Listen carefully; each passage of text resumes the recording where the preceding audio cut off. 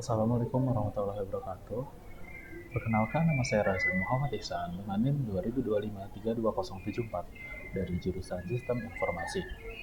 Pada presentasi kali ini, saya akan membahas tentang ekonomi masa depan, yaitu sistem ekonomi industri 4.0 menuju 5.0 dengan tema harmoni manusia dan teknologi dalam ekosistem global. Transisi paradigma global. Dunia saat ini berada pada masa transisi krusial. Kita beranjak dari industri 4.0 yang memuja adanya digitalisasi dan data massal gitu ya, menuju era society. Apa itu society? Jadi society itu lebih terhadap apa bilang ya, uh, menjadikan AI itu atau yang digitalisasi sebelumnya itu menyangkut kehidupan manusia di dalamnya, seperti itu kira-kira.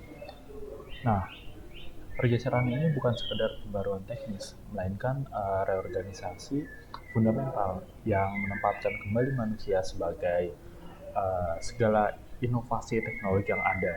Nah, seperti yang saya bilang tadi, jadi inovasi bukan hanya datang dari uh, digitalisasi atau apapun inovasi-inovasi yang diciptakan, namun inovasi itu datangnya bisa dari si pembuatnya tersebut gitu loh. Lalu ini ada evolusi industri 4.0 versus society 5.0. Jadi ini perbandingan mungkin saya bilang ya. Di industri 4.0 itu efisiensi datanya itu uh, uh, gimana ya, di industri 4.0 itu fokusnya di efisiensi data. Yang pertama kayak ada fokus pada optimasi IoT gitu ya. uh, Habis itu ada sistem cyber fisik gitu ya, lalu produksi massal berbasis data, lalu juga teknologi sebagai penggerak utama. Nah, di Society 5.0 ini, dia tuh tujuannya atau konsepnya tuh adalah kesejahteraan manusia dengan adanya pendekatan atau human center gitu ya, dan AI sebagai pendamping inovasi. Jadi bukan AI yang rancang doang gitu ya. Lalu ada personalisasi solusi sosial gitu ya, serta harmoni teknologi dan nilai kemanusiaan gitu. Maksudnya harmoni teknologi dan nilai kemanusiaan itu apa? Jadi eh, dengan adanya AI gitu kan harusnya kalau ngambil keputusan harusnya bisa aja langsung jebret-jebret ambil aja. Tapi dengan adanya di 5.0 ini ada nilai kemanusiaan, nah jadi masih bisa dipertimbangkan lebih lanjut mungkin ke depannya. Uh, Lalu yang selanjutnya ada redefinisi kecerdasan buatan atau AI. AI sebagai pelayan bukan majikan. Secara fundamental, AI adalah kombinasi perangkat lunak yang uh, gimana ya, yang membantu gitu loh. Perangkat lunak dan keras meniru logika manusia. Jadi kalau dia belum ada logika manusia, itu ya mungkin ya, menurut saya dia tuh nggak bisa menciptakan hal baru karena di manusia pun dia belum ada gitu loh. Namun di era 5.0 AI dikembangkan dengan filosofi melayani kebutuhan manusia. Keunggulannya dalam mengolah big data harus tetap berada di bawah arahan kreativitas dan empati manusia. Saya katakan seperti itu sebagai otoritas tertinggi. Jadi ada kata-kata ya gitu ya, gimana ya, istilahnya dari paradigma industri 4.0 itu banyak yang menyimpulkan. Jadi kayak mesin atau AI mungkin memiliki logika yang tak terbatas, namun mereka tidak memiliki hati.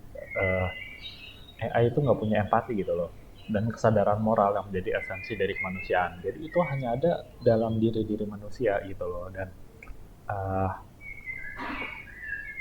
uh, gunanya manusia di sini nggak cuma sebagai operator yang nyuruh-nyuruh doang, tapi dia juga bisa ngendaliin sama uh, megang pengendalian moral si AI itu. Jadi nggak langsung belak-belakan aja gitu loh. Jadi ada pertimbangan-pertimbangan sebelum mengambil langkah yang akan diambil ke depannya. Lalu di sini membuka black box, oke, atau membuka teknologi. kita dituntut untuk memahami sistem kerja internal teknologi agar tidak hanya menjadi pengguna pasif. Transparansi algoritma, memahami bagaimana keputusan diambil oleh AI adalah kunci untuk mempertahankan otoritas dan tanggung jawab atas output sistem tersebut. Nah, di sini ada 3 pilar kerja kecerdasan buatan. Yang pertama itu adalah learning. Learning itu proses akumulasi data secara kontinu untuk meningkatkan presisi kecerdasan sistem. Ya, jadi dengan adanya learning ini sistem nggak cuma stagnan di satu titik. Mungkin dengan ada latihan-latihan gitu dia bisa naik dan lebih baik gitu loh. Nah, yang kedua ada reasoning. Reasoning itu analisis logis berdasarkan data untuk menghasilkan solusi atau kesimpulan strategis.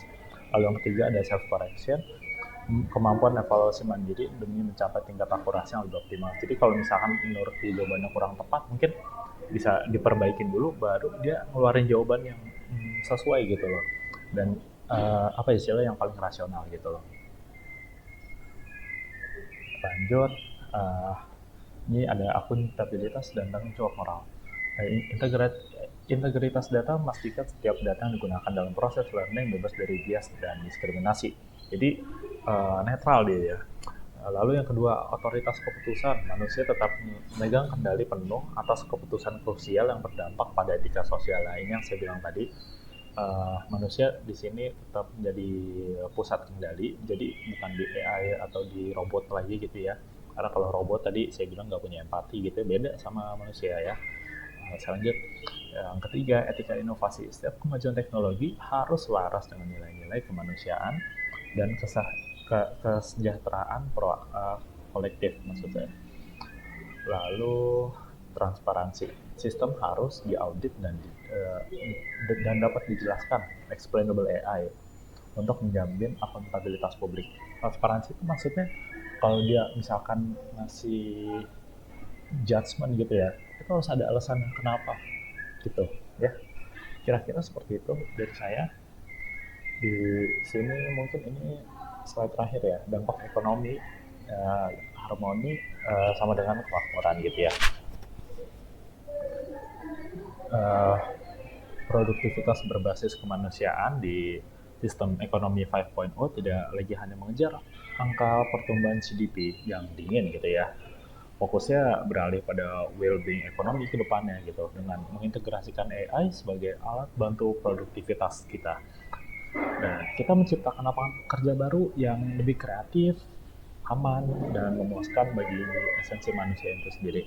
Namun, saya tekankan di sini, lapangan kerja baru yang lebih kreatif mungkin kalau aman, balik lagi dengan penggunaan AI yang masif itu, apakah mungkin ke depannya lebih aman? Ya, tergantung bagaimana nanti kalau menurut saya.